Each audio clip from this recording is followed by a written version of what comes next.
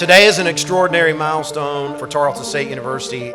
The opening of our new Research and Economic Development building marks the beginning of the next chapter in our 124-year commitment to academic excellence and research innovation. 2, 3. This collaboration, this hub, is going to further that.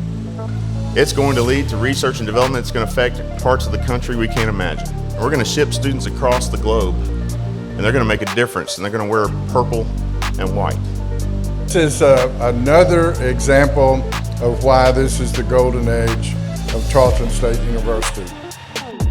With the Research and Economic Development building bringing us together, many new things will become possible for this region and beyond.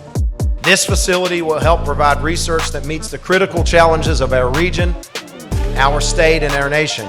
It is groundbreaking innovation at the pace of opportunity.